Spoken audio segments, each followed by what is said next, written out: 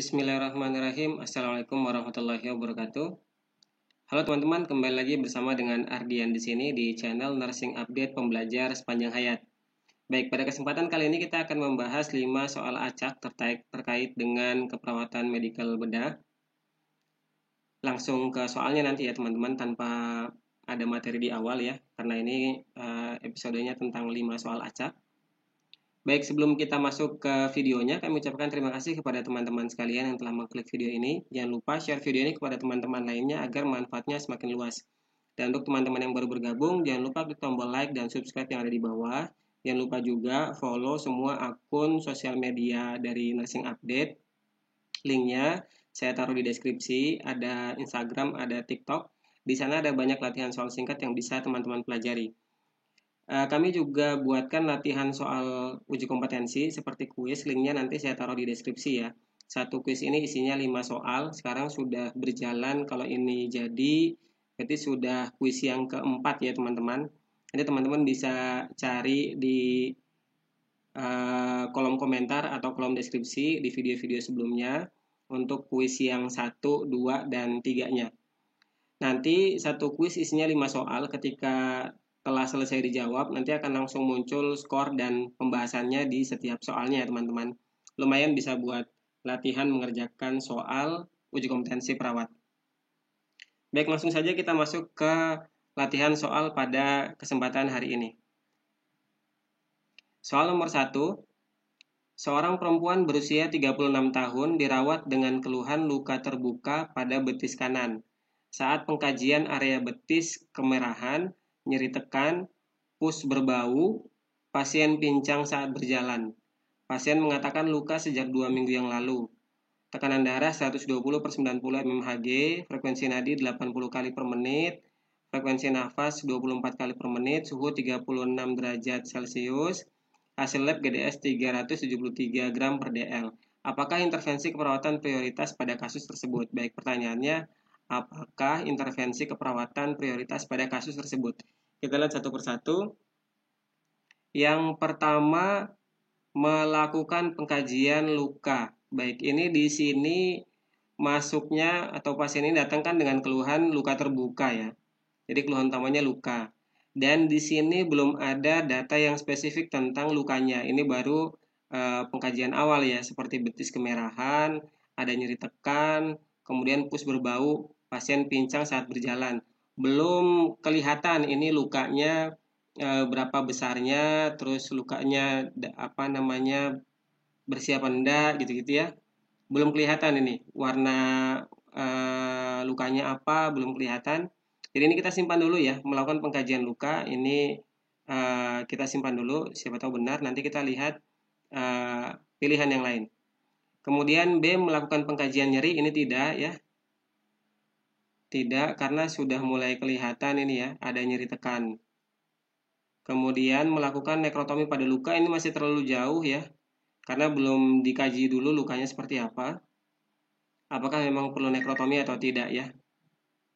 Kemudian mengobservasi tanda-tanda vital, ini juga tidak, karena sudah dilakukan. Di sini sudah ada tensi, nadi, nafas, dan suhu ya. Kemudian melakukan pemasangan elastis verban, ini juga tidak. Ini kalau udah rampung ya, kalau udah selesai. Baik, berarti soal nomor 1 jawaban yang tepat adalah A ya teman-teman. Melakukan pengkajian luka, karena memang di sini belum ada pengkajian luka. Pertanyaannya, apakah intervensi keperawatan prioritas pada kasus tersebut? Jadi ini setelah ada data-data ini, kemudian didalami terlebih dahulu pengkajian luka pada kasus ini, lalu diputuskan tindakan yang berikutnya. Baik, kita lanjut ke soal nomor 2. Luka yang menunjukkan adanya granulasi dan vaskularisasinya baik dapat dilihat dari warna titik-titik ya. Baik, ini pertanyaannya tentang warna luka ya. Warna luka dan berkaitan dengan luka yang menunjukkan adanya granulasi dan vaskularisasi, itu warnanya apa gitu ya. Baik, ini hitam tidak ya, dulu sudah pernah kita bahas. Hitam itu nekrotik ya. Kemudian pink ini epitelisasi ya.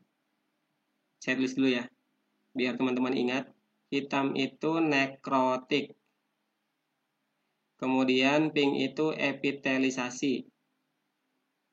kuning itu slok ya. Kemudian, nah ini yang benar, merah itu granulasi. Coklat kalau di literatur nggak ada ya, tidak ada. Adanya hijau ya, kalau di literatur itu adanya hijau. Hijau itu infeksi ya.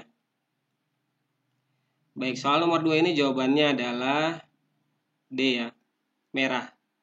Baik, ini penjelasannya. Seperti yang sudah pernah muncul ya, pernah kita bahas soal yang seperti ini mirip tapi bukan kayak gini ya. Mirip seperti ini itu dasar pengkajian luka berdasarkan warna. Slough itu kuning, necrotic tissue itu hitam, infected tissue itu hijau, granulasi itu merah, kemudian epitelisasi itu pink. Baik, sudah jelas ya teman-teman, jawaban soal nomor 2 adalah D, merah ya. Baik, kita lanjut ke soal nomor 3. Seorang perempuan berumur 24 tahun dirawat di ruang dahlia, mengeluh sulit tidur karena sering batuk berlendir. Nafsu makan berkurang dan merasa lemas. Pada saat dilakukan pemeriksaan, TTV didapatkan hasil tekanan darah 130/80, nadi 76 kali, RR 22, suhu 36,5. Pada pemeriksaan fisik didapatkan data wajah pucat, terdengar suara rongki pada paru. Apakah tindakan mandiri yang bisa dilakukan oleh perawat? Baik, pertanyaannya tindakan mandiri ya. Tindakan mandiri. Berarti yang mandiri, tindakan keperawatan mandiri saja ya. Kalau yang kolaborasi tidak masuk. Ini kita lihat keluhan utamanya. Keluhan utamanya adalah sulit tidur karena batuk berlendir. Nah, ini dulu kita pegang ya, batuk berlendir. Nafsu makan berkurang dan merasa lemas, ini tambahan, ini data tambahan. Kemudian TTV-nya begini. Pemeriksaan fisik dapatkan data wajah pucat, rongki pada paru.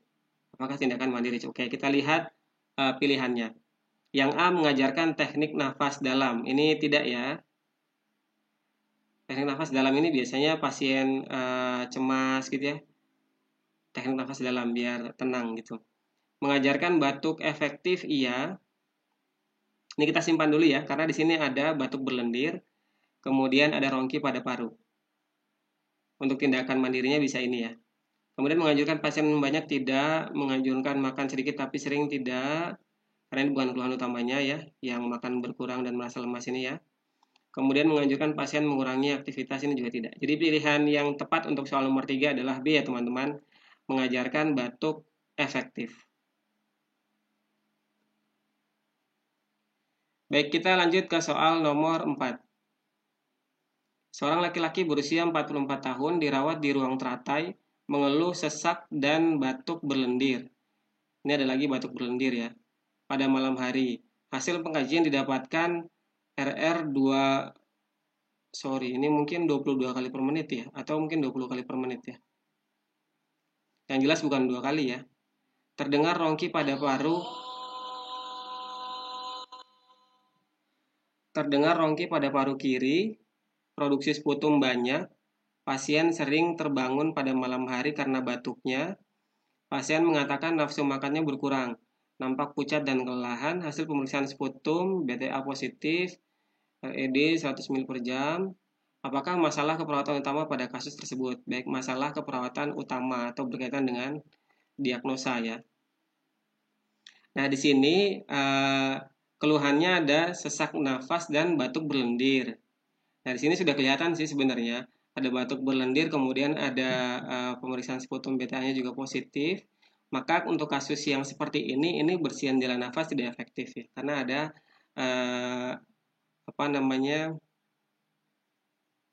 ada hambatan terkait dengan ini nih, ada lendir di saluran pernafasannya.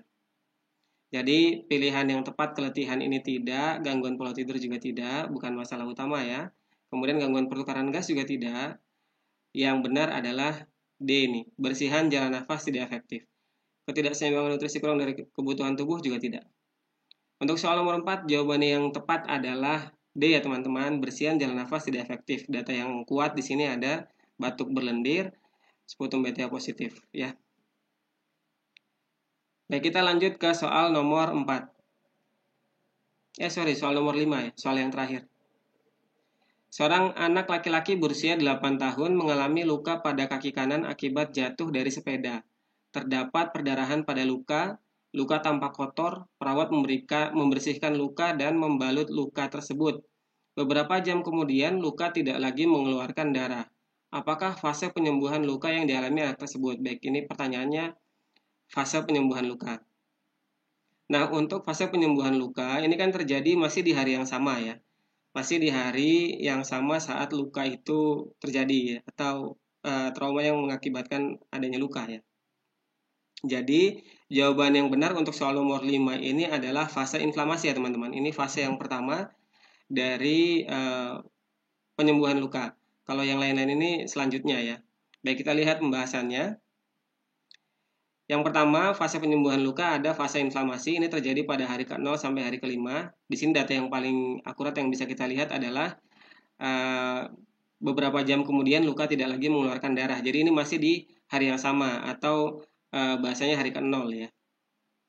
Kemudian respon segera setelah terjadi injury berupa pembukuan darah yang bisa mencegah kehilangan darah. Memang ini respon dari sistem tubuh ya. Ini di sini ada kata-kata yang bisa kita ambil sebagai kata kuncinya, yaitu tidak lagi mengeluarkan darah beberapa jam kemudian. Nah, kemudian kalau yang fase berikutnya ada fase proliferasi atau epitelisasi yang terjadi pada hari ketiga sampai hari ke-14, disebut juga fase granulasi karena terbentuknya jaringan granulasi ya.